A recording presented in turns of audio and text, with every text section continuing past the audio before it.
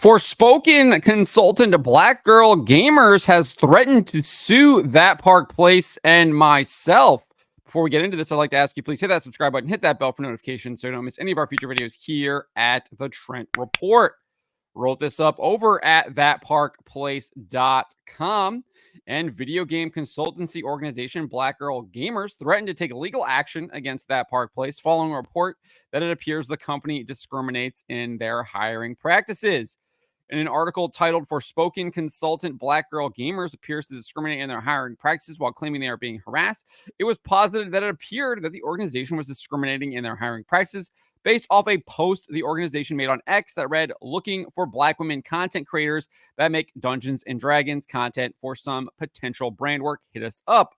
The post was also shared in an article titled "Children's BBC Host Jules Hardy Calls for Final Purge of Gamers After a Boycott List Created for Consultants Black Girl Gamers."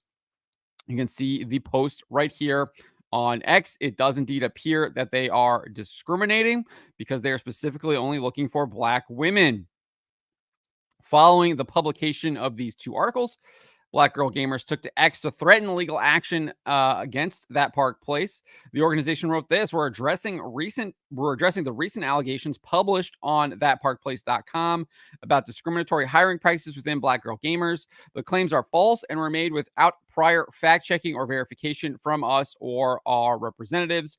Black Girl Gamers operates as a contracting organization that collaborates with both freelancers and content creators from all backgrounds to work on various projects and initiatives to amplify underrepresented voices in gaming and make the community more inclusive.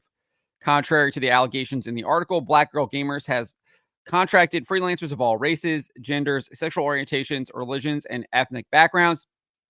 We have also included representation of all genders and backgrounds in our content, at our events, and in our marketing, consultation, and research projects, some of which are not publicly disclosed due to NDAs. Evidence demonstrating our commitment to diversity and inclusion, including our non-discriminatory hiring practices, is readily available and easily searchable. Upon discovering these false and defamatory allegations, we have taken steps to obtain legal counsel to take action against the publication, that's That Park Place, and journalists, that's me, John Trent, as well as subsequent content creators who have reshared the false allegations about our organization. So anyone who has reshared the article, they are saying they are threatening to take legal action against. We will continue to pursue further action against anyone who persists in spreading false and defamatory information about Black Girl Gamers, its founder, and its contractors and partners. We value the talent and contributions of our collaborators, and we are committed to continuing to do so. Thank you to our community for the ongoing support. So following the publication of this legal threat, former World of Warcraft team lead Mark Kern dug into Black Girl Gamers' alleged hiring practices that are, quote, readily available and easily searchable, as they posted in that thread on X that we just read, and noted that he could not find a published hiring policy on their website. On top of that, he shared that the company's job board section of their website requires a password to access. This is what he wrote. Black Girls Gamers goes on to state that evidence of their non-discriminatory hiring practices is readily available and easily searchable.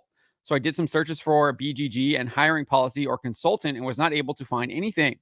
In fact, the website has no published hiring policy that I could find. In fact, job posting listing are password protected and require that you first reach out to BGG to obtain access. This does not seem, quote, easily searchable. Then he has the screenshots that it does indeed, when you click on their job board section of their website, it directs you to an area where you have to fill out a password. And then if you go to another section of the website, it explains that you have to, like, in order to access it, you have to, like, send an email to them, and it lists the email that they want you to send to. Kern went on to point out that Black Girl Gamers' own website claims to be 100% minority operated. He said, "I've seen minority owned, but what does minority operated mean? It is unclear if they mean 100% of management or 100% of all staff. The 100% minority operated claim, the sealed job board, and the lack of a hiring policy on the website seem to contradict their claims of their hiring practices being readily available and easily searchable." So this is on their homepage. The screenshot that he shares, I did confirm that when I looked at it this morning. Kern also shared an application form on the company's website to access its community, which it describes as a quote exclusive community of passionate Black women and non-binary gamers. The application form says, do you identify as a woman or non-binary person? By selecting yes, you acknowledge that Black Girl Gamers does not permit self-identifying men to join our private community groups. So I think they are indeed discriminating, at least when it comes to their community. It says that if you're self-identifying men, you cannot join their private community groups. On top of all of this, the company's FAQ section of their website, there's one question that asks, can my white husband join? He's Black on the inside. The response reads, if you don't leave that man at home. So obviously they're trying to be cheeky here, but I wouldn't be surprised if they're being serious as well. And then we have this other question here that's specifically about the company's consultancy business. The question asks, how can my company benefit from your consultancy services? The response reads, in addition to the consultants on our team, Black Girl Gamers has access to a global community to source any required individuals and provide additional robust insight for our clients. As experienced Black women in the gaming industry, we have a global lens that combines DEI and decades of experience in the industry to create inclusive, insightful, and innovative solutions for our clients' needs. So it looks like they only have, they're describing themselves as experienced Black women.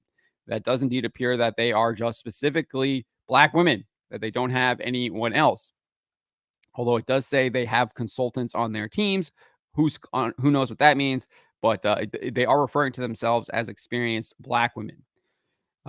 Andrew Esquire of Legal Mindset, he reacted to this threat, shared his opinion. He says the most insane thing here is that the company in question has likely made statements about other parties that are closer to defamation than those of the news outlet. There is zero chance this hits the actual malice standard. And beyond that, opening up that particular company to discovery may yield some dirty laundry that they do not want to come to light. And then when asked about reposting the article, the thread about reposting the article, Esquire answered, just shooting this off the cuff, but I believe a simple retweet without comment is typically not republication, whereas a quote tweet typically would be. So that is what Black Girl Gamers is doing. They are threatening me. They're threatening that Park Place.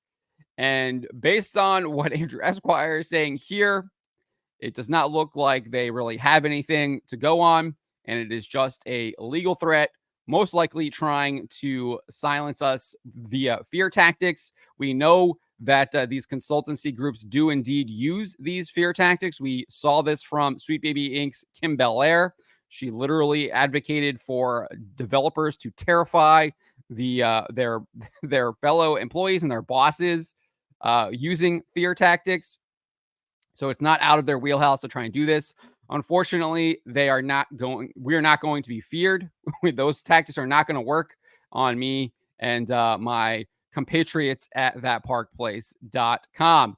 We will continue to be covering the antics of groups like Black Girl Gamers and Sweet Baby Inc.